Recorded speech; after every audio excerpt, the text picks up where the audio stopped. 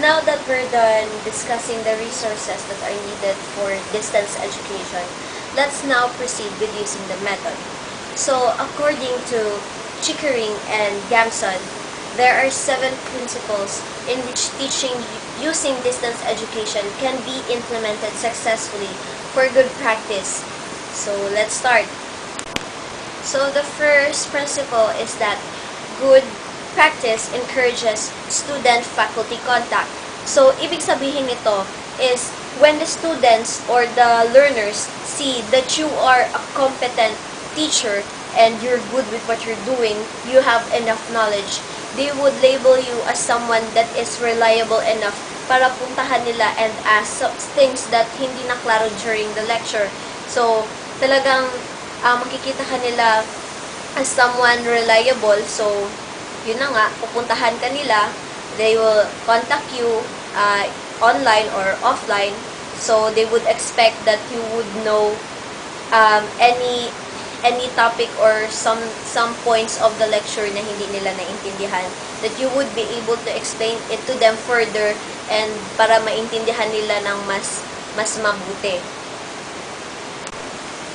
So, second is that good practice encourages cooperation among students. So, kung ikaw magaling ka talaga na teacher or you're good with what you're doing, so at the lecture, di ba klaro yung mga sinasabi mo, and they would give feedbacks and they would cooperate with each other. So, you would give them details, they would ask, others would also give answers or possible answers. So, in which doon na nagkakaroon na ng cooperation. So, parang, ito dapat, ganito dapat kasi, may tanong sila, ano gagawin natin? Others would suggest, and you would agree or you might disagree. Pero, nakikita mo na as talagang nagkakaisa yung mga students na they would agree on a certain thing para lang matapos yung topic or para lang ma-clarify kung ano man yung hindi pa naaayos within the lecture. Now, let's go to the third. So, good practice encourages active learning. So, pag sinabi nating active learning, this means the participation of the students during the lecture. So, ibig sabihin, nandito sa ating lecture is that makikita natin yung mga students is whenever you give the lecture and something is not clear, they would ask and you would give the feedback and they would clarify with like, ma'am, paano kung ganito, ganyan? They would give additional questions and others would also give feedbacks or possible answers as well. So, nandun na yung active learning. So, ibig sabihin talagang the students are really into the lecture. They are listening. So, they are active in the lecture. So, let's now go to the fourth principle. So, the fourth principle is good practice gives prompt feedback. So, students need to receive a verbal or written feedback in a timely and meaningful way. So, this feedback helps foster understanding of the course content. So, pag sinabi nating gives prompt feedback, ibig sabihin, dapat kung may tanong yung student, wag nating patagalin. Kasi, syempre, nagtatanong sila kasi kailangan nilang malaman para rin yun sa, sa pag-aaralan nila. So, kailangan talaga, once may tanong, bigay ka agad ng sagot. And make sure na yung sagot mo naman, hindi naman yung gawa-gawa mo lang. Dapat sure na meron kang basis and alam mo na tama talaga yung sagot mo. Now, for the fifth. So, good practice emphasizes time on task. So, time on task, ibig sabihin, kailangan nating bigyan yung students natin ng limit on doing a certain task. So, like, kung eto, meron kayong written report na pwede nyo lang gawin within like 15 minutes. So, after 15 minutes, dapat isubmit na nila yun. But make sure when you give this certain task, dapat alam mo na it is possible na after 15 minutes, guarantee na nagawa, ma-achievable good siya, yung parang kaya talagang gawin within 15 minutes.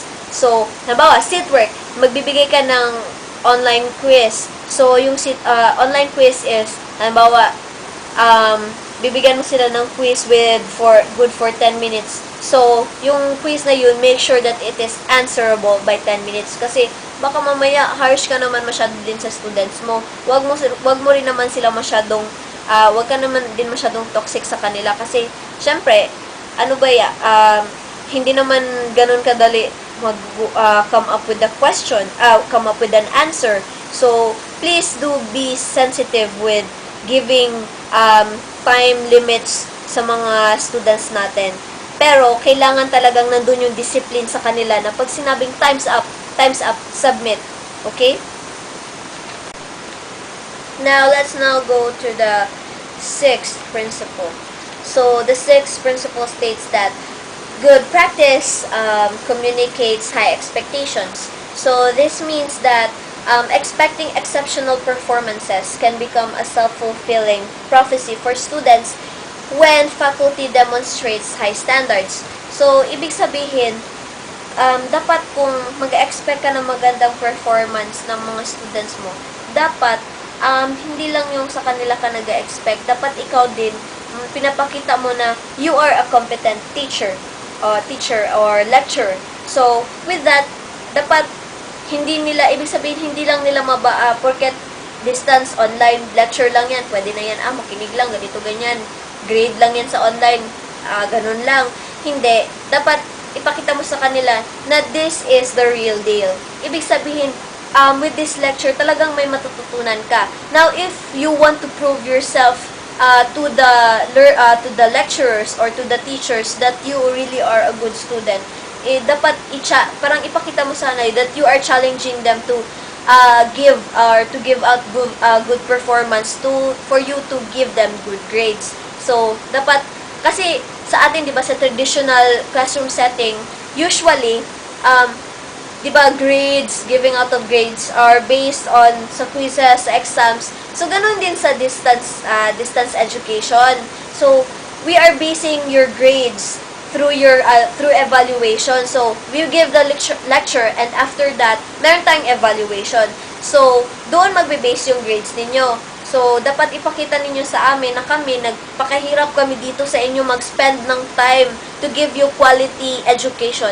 Dapat kayo ipakita nyo din na talagang may natutunan kayo from us. Hindi lang naman sa amin yung fulfilling, kasi sa inyo din. Ibig sabihin kasi, kung mataas ang grades ninyo sa evaluation, ibig sabihin, may natutunan kayo, and you are confident enough to say na, I learned a lot, and I know things now.